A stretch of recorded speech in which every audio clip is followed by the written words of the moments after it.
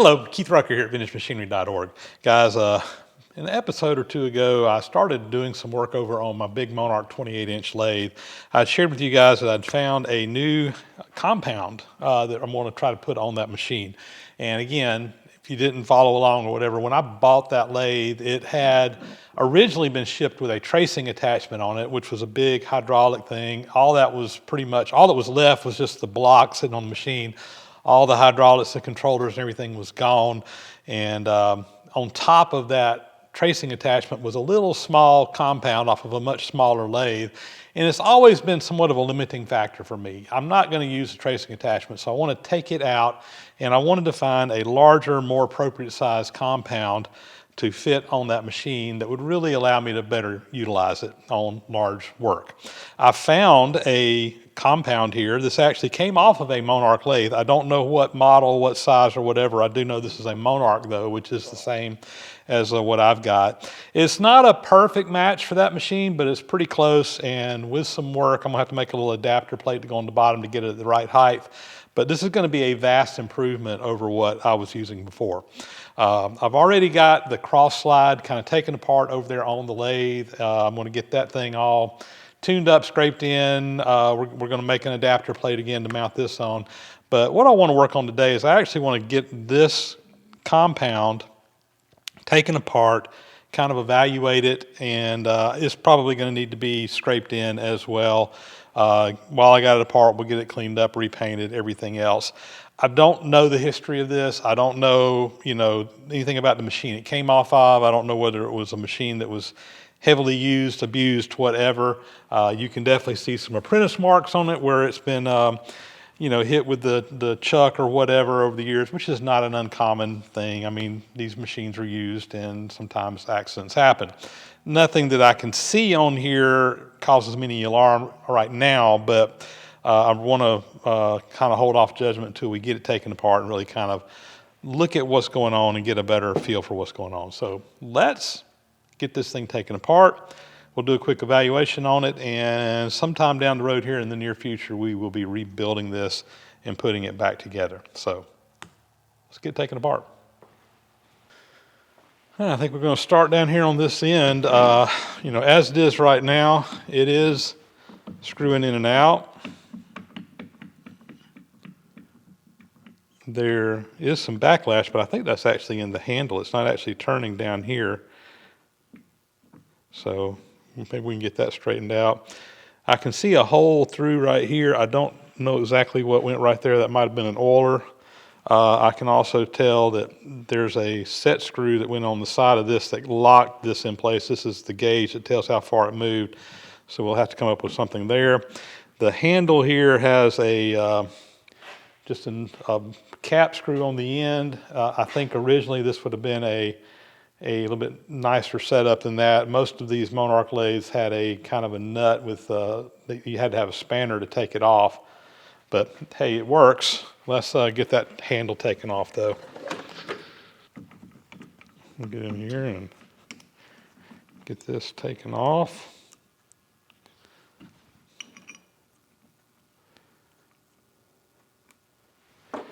And this handle is loosey-goosey. We'll have to figure out what we need to do to get that tightened up. Later on, there's a little Woodruff key that holds that in place. All right, now this should come right off the end. There's the dowel. And next, what I think, see, that's going to come off. Okay, there's a Woodruff key there I'm going to have to get out. Okay, that wasn't bad. Now, this whole casting comes off. There's a couple of socket cap screws that hold that in place. Let me get that out of there. I have to use a regular one here. I don't think there's, will that go straight in? Yeah, I can get a T-handle in there. I got a couple of screws here, socket cap screws that hold that in place.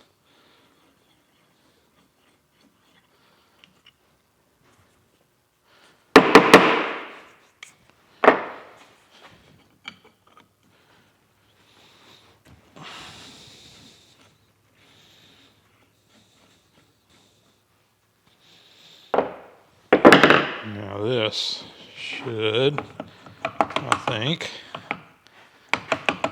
come out of there, maybe. Let's see what's going on. I think I'll take this nut off here. All right, looks like we got to get this nut here off. I'm going to put this back in here just temporarily. Give me a little something to keep that from spinning around too much.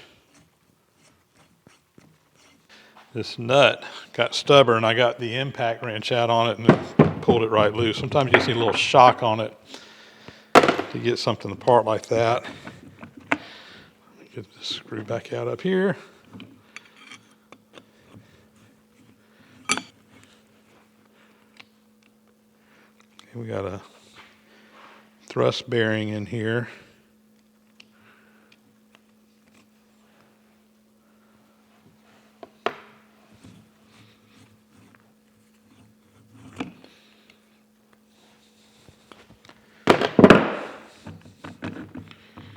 And all right, that is apart. Go ahead and pull the rest of that thrust bearing out of there.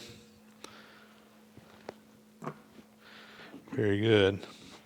And now that's the screw, and it should just screw on out.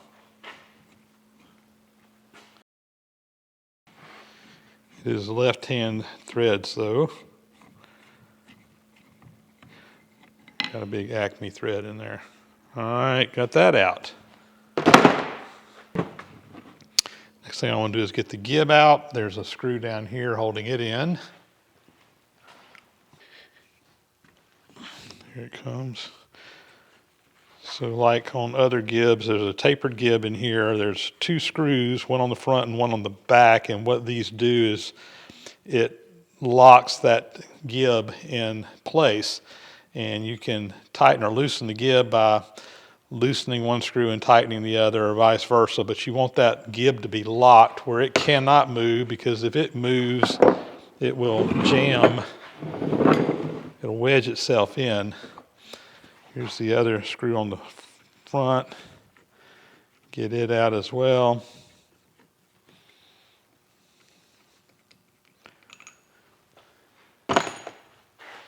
And that is the gib. I'm going to take a punch here, and I should be able to just tap that back. There's nothing holding it in place now.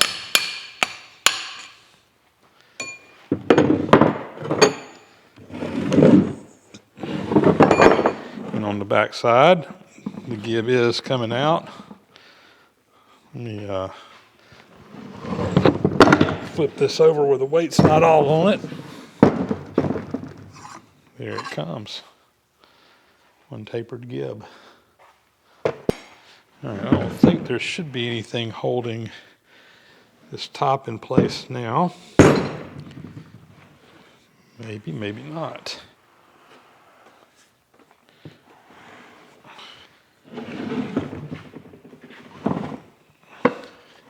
All right, there is the, there we go. All right, yeah, it just comes out and over. All right, let's clean up these ways and take a look at them and see what it looks like. And I'm just going to use a little WD-40 on this just to kind of use it as a solvent to kind of get some of that grease and gunk out of there. And I got a piece of Scotch-Brite pad. I really don't want to put anything too abrasive on this. I just want it to be enough to kind of clean them up. It looks like I can see some scrape marks in there, which will be a pleasant surprise if it works out. Let me get this other one over here kind of knocked back, and then we'll clean them up and take a better look at them here.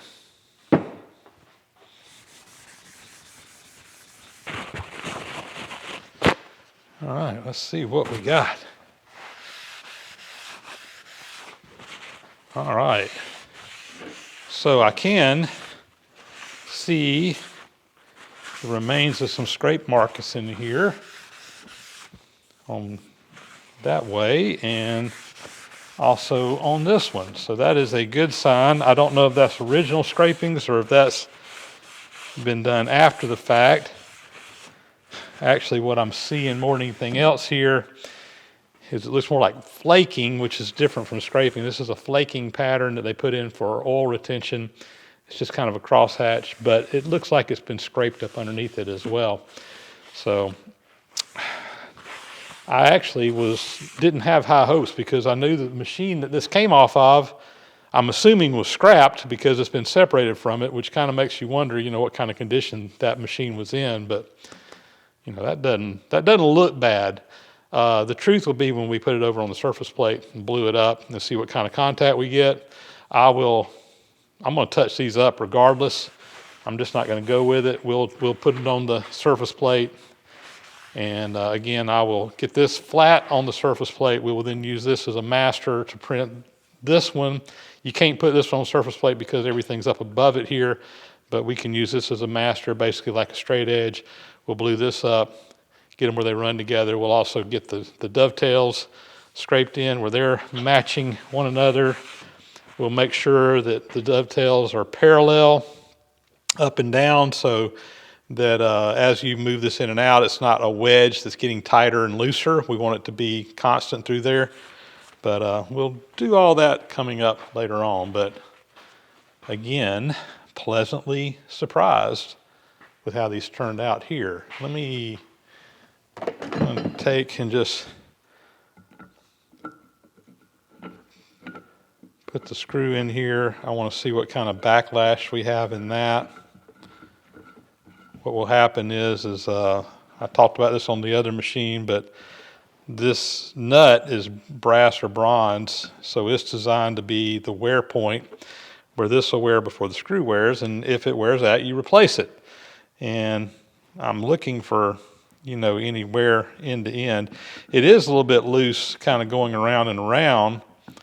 Got a little slop side to side, but end to end, I'm hardly feeling any backlash in that at all, which that's, again, a good sign. So maybe this didn't see a whole lot of wear, and this will clean up fairly easily. All right.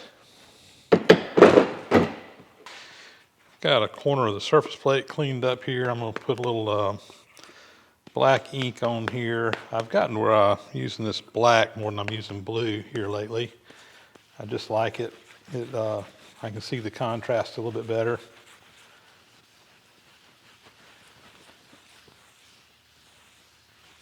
Let me spread that around with a roller here. What you want is just a real thin layer of ink on your surface plate. This surface plate is extremely flat. It was calibrated a couple of years ago, and it's probably due for calibration again, but I do know that it is very extremely flat, and it is my reference surface that we will be checking for flatness. Now with that laid out,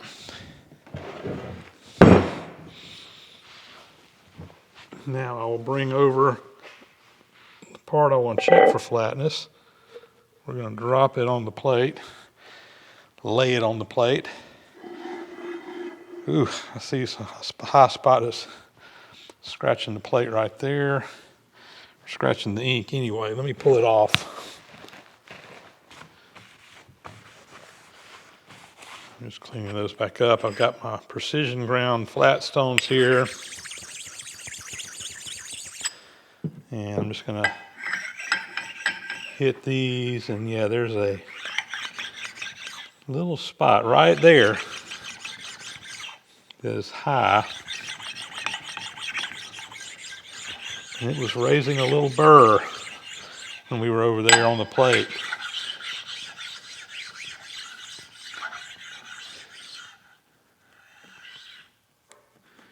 I'm going to take a scraper and just kind of hit that spot because it's still just a little bit high. I can feel it with the stone. Right there. I'm just going to knock it back just a little bit.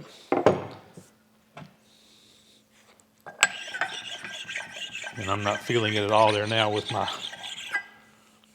stone. So I think we got that knocked back. All right, let's go try bluing that up again. I think this will work better now.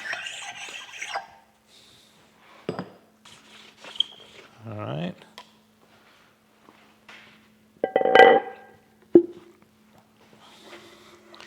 Much better. And I can kind of see some spots there showing up on the ink that looks pretty promising. I'm hinging this, and it is a little bit high in some spots, so it's not perfectly flat, but let's go take a look at the pattern and see what we got. All right, guys, so I can print here and kind of down this backside, and I didn't catch it on camera, but I was also hitting real hard right here where that burr was. And I just took a hand scraper and I knocked that back because I think that's holding up a little bit. All I did was just knock down that high spot right there because it was hitting really hard. And I'm gonna clean this up and re-blue it, but I think that was giving me kind of a false reading here. So let me reprint this and we'll look at it again. Well, that did help some. I'm still hitting a little bit down here, but I am picking up a lot more area, particularly on this backside. I think I'm gonna get the Biax power scraper out, and I'm gonna start knocking this back and see if I can get. I mean, honestly, guys, if I had a pattern that looked like this and this over the whole length, I would be extremely happy. But we want to get those individual points of contact like this, but we're only hitting in a couple of areas right now. We need to get much more uniformity in there. So I'm going to get out the power scraper, do some scraping, and I don't think it's going to take much to get this in. All right, I've got the power scraper going. I'm just going to hit the high spots, and we're just going to go back and forth until we get a good pattern.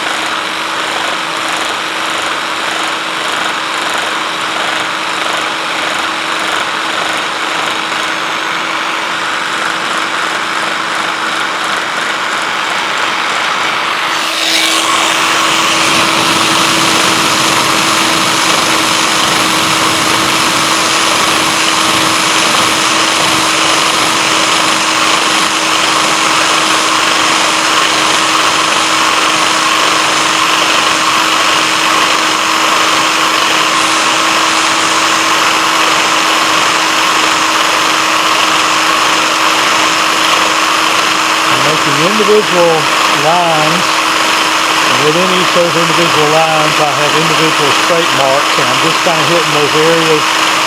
Right now, I am just trying to bring these whole areas down because we got to pick up these other areas. I'm kind of just hitting those areas as a whole, just because I know we got to kind of get everything down until we get contact from one end to the other. All right, that's scraping number one. I'm going to clean this up and we will check it again, and it's just a matter of going back and forth until we get what we want. Hopefully it won't take too many iterations to get this done. All right, I'll blue it back up, and we'll keep on doing that process until we get it like we want it. I'll bring you guys back. Just giving a quick update where I'm at. I've probably made about 8 passes on this, maybe. I haven't been keeping exact count.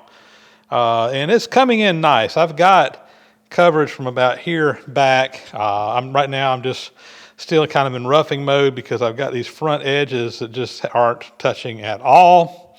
So it's flat from here back, but we're not quite getting here. So I'm still just kind of roughing and bringing this area down until we get coverage from end to end. Once I get coverage from end to end, and actually this is not bad right here, but once I do, I'll probably come in here and start hitting individual spots and trying to pick up my points of contact. But before I worry about that, I got to get contact out here. So we're knocking down the high spots and slowly getting there. Well, I honestly did not get as far along on this today as I was hoping to, but as I mentioned before, I'm running up against the clock. I'm actually going out of town for a couple of days with my family, making a trip, and going to be out of pocket for a while, and I've got to cut it short out here in the shop today and get packed up and ready to go. So I'm going to have to cut off here. And I was hoping this video would be a little bit longer, a little bit more involved, but it is what it is. I've got to get this edited so that it can be published while I'm away. So that's pretty much all we're going to be able to do today. When I get back in town, we'll finish knocking this out. We'll get this scraped in. We'll scrape in the other part to it, clean everything up. Again, pleasantly surprised with the condition of this overall. Yeah, it's been beat up and abused a little bit on the outside, but nothing that won't clean up. And as far as mechanically, it appears to be in decent shape. And when we get through tuning this thing up with some scraping, I think it's going to be a really, really nice thing. Still got to do this to the cross slide as well. I'm again work on that when I get back in town. Hopefully get that done between now and the end of the year, first of the new year. So hopefully get that done. Let's keep our fingers crossed. All right, guys, that's a wrap for the day. As always, thanks so much for watching. Please subscribe to the channel if you haven't already. Those thumbs up, those comments are greatly appreciated. They really do help out a lot. Big, huge thank you to those who support the site financially through Patreon, PayPal, as well as through YouTube memberships, all of which are great ways to help out my channel or any other YouTube channel if you want to go a little bit above and beyond. If you feel like you get value out of the content, consider making a little extra contribution because it really, really, really does make a difference. And with that, guys, I'm going to get out of here. We're going to catch you on the next video, and Ginger is coming up to inspect my work and, as usual, is showing his best side. All right, we'll catch you guys next time. Thanks again for watching.